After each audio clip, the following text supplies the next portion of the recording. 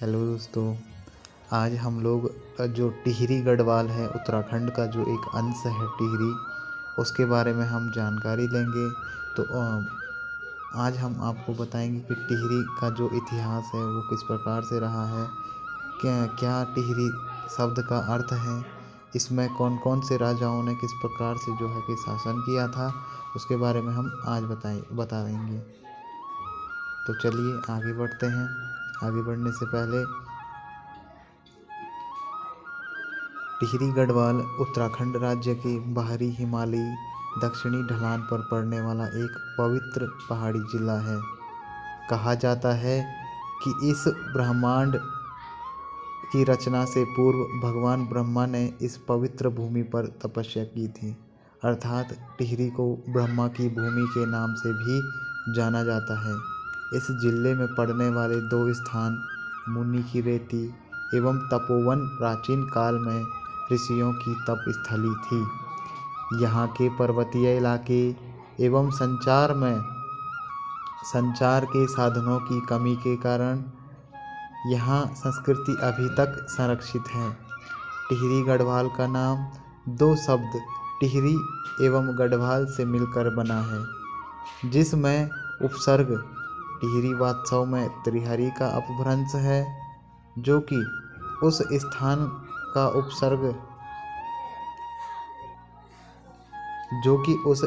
का प्रतीक है जो 3 प्रकार के पापों को धोने वाला है। ये 3 पाप क्रमशः, पहला विचारों से उत्पन्न पाप, जिसे हम मनसा कहते हैं, जो कि हमारे मन में जो पाप होता है, ठीक है दोस्तों। दूसरा जो है वो शब्दों से उत्पन्न पाप, अर्थात वत्सा, जो कि हम किसी फ्लो में किसी को बोल देते हैं, उसको वत्सा कहते हैं। नंबर 3 है आपके कर्मों से उत्पन्न पाप, जो कर्मणा कहलाता है।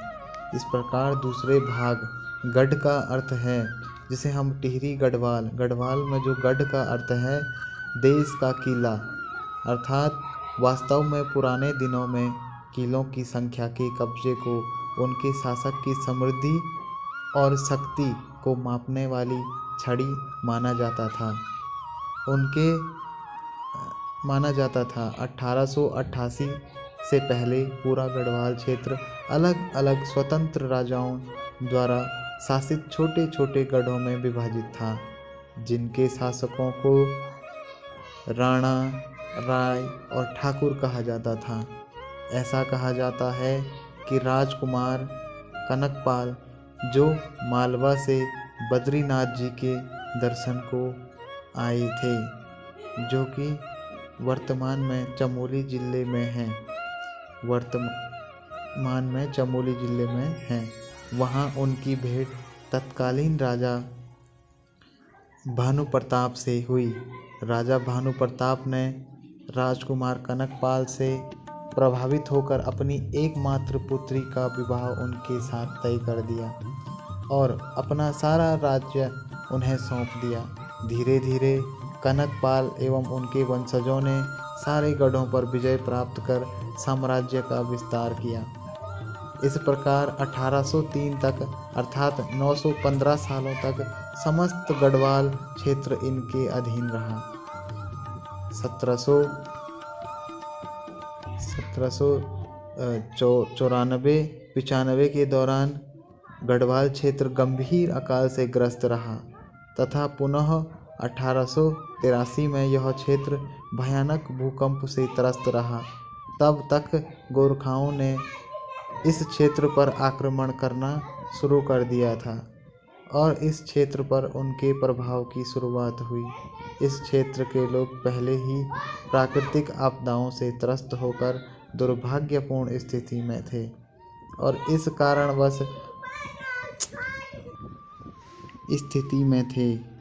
इस कारणवश वो गोरखाओं के आक्रमण का विरोध नहीं कर सके। वहीं दूसरी तरफ गोरखा, जिनके लंगूर गढ़ी पर कब्जा करने के लाखों प्रयत्न विफल हो चुके थे, अब शक्तिशाली स्थिति में थे।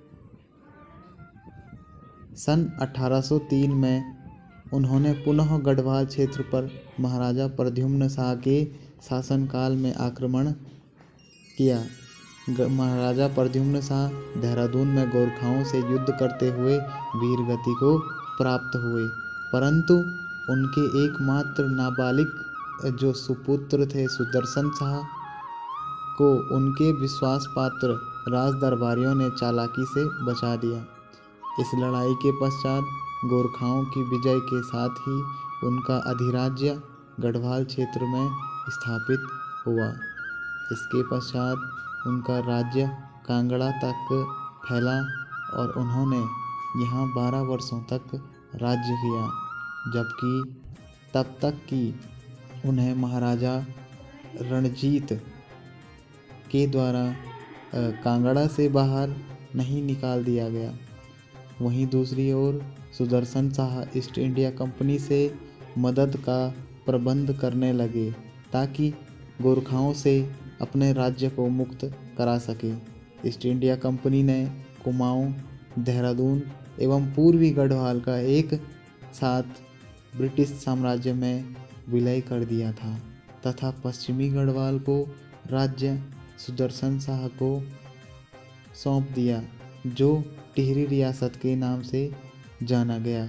अर्थात इस प्रकार जो टिहरी रियासत का पिछला जो 883 से और 1803 का जो इतिहास था वो इस प्रकार था। अब चलते हैं आगे। महाराजा सुदर्शन शाह ने अपनी राजधानी टिहरी नगर में स्थापित की तथा इसके पश्चात उनके उत्तराधिकारियों प्रताप शाह, कीर्ति शाह तथा नरेंद्र शाह ने अपनी राजधानी क्रमशः प्रतापनगर, कीर्तिनगर एवं नरेंद्रनगर में स्थापित की। इनके वंशजों ने इस क्षेत्र में 1815 से 1949 तक शासन किया। भारत छोड़ो आंदोलन के समय इस क्षेत्र के लोगों ने सक्रिय रूप से भारत की आज़ादी के लिए बढ़ चढ़ कर भाग लिया और अंत में जब देश को 1947 में आज़ादी मिली, टिहरी रियासत के निवासियों ने स्वतंत्र भारत में विलय के लिए आंदोलन किया। इस आंदोलन के कारण परिस्थितियां महाराजा के वश में नहीं रही और उनके लिए शासन करना कठिन हो गया, जिसके फलस्वरूप पंवार वंश के शासक महाराजा मानवेंद्र शाह ने भारत सरकार की संप्रभुता स्वीकार कर ली। इस प्रकार सन 1949 में टिहरी रियासत का उत्तर प्रदेश में विलय हो गया। इसके पश्चात टिहरी को एक नई जनपद का दर्जा दिया गया। एक बिखरा हुआ क्षेत्र होने के कारण इसके विकास में समस्याएं थी। परिणाम स्वरूप 24 फरवरी 1960 को उत्तर प्रदेश ने टिहरी की एक तहसील को अलग कर एक नई जिले उत्तरकाशी का नाम दिया। तो इस प्रकार से हमारा जो टिहरी का जो इतिहास है वो पिछला इतिहास रहा है और आगे का जो हम अब आगे से आपको दिखाएंगे कि अब किस प्रकार से टिहरी में जो विकास हुआ है, किस प्रकार से वहाँ पे जो एशिया का सबसे बड़ा जो जल विद्युत जो परियोजना है उसको बनाया गया है और किस प्रकार से वहाँ पे जो डैम है वो उसको बनाया गया है। चलते हैं, आपको वीडियो के माध्यम से बताएंगे। तो चलते हैं आगे। डाली डाली फूलों की तुझको बुलाए रे मुसाफिर मेरे उत्तराखंड में। बादलों के ओढ़नी वादियाँ गीत सुनाए मीठे मीठे मेरे उत्तराखंड में। अरे पिजोरे मेरे पहाड़ को, अरे पिजोरे मेरे पहाड़ को ठंडो पानी ठंडो पानी ठंडो पानी ठंडो पानी। डाली डाली फूलों की तुझको बुलाए रे मुसाफिर मेरे उत्तराखंड में। बादलों के ओढ़नी वादियाँ गीत सुनाए मीठे मीठे मेरे उत्तराखंड में, मेरे उत्तराखंड में, मेरे उत्तराखंड में, मेरे उत्तराखंड में।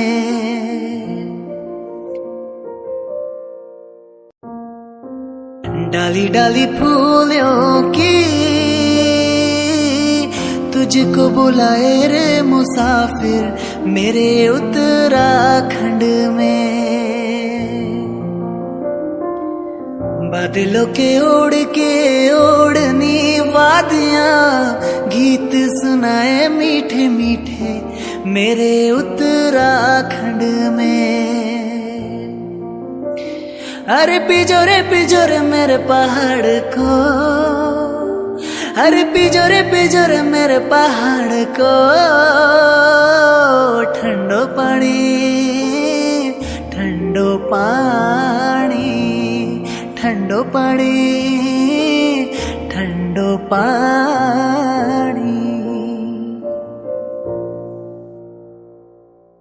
डाली डाली फूलों की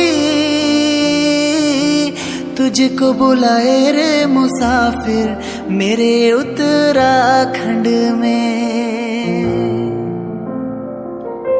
बादलों के ओढ़ के ओढ़नी वादियां गीत सुनाए मीठे मीठे मेरे उत्तराखंड में, मेरे उत्तराखंड में, मेरे उत्तराखंड में, मेरे उत्तराखंड में।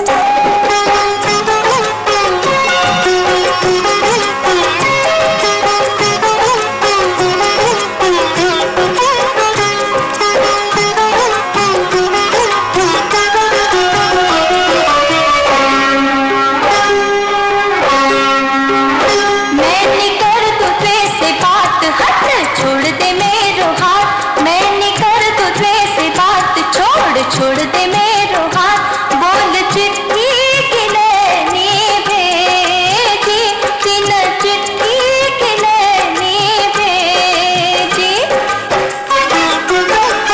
त्वे कुतै जोड़्यान हाथ, सुन सुन जा मेरी बात। त्वे कुतै जोड़्यान हाथ, सुन सुन जा मेरी बात। बदनामी की डोरो निभे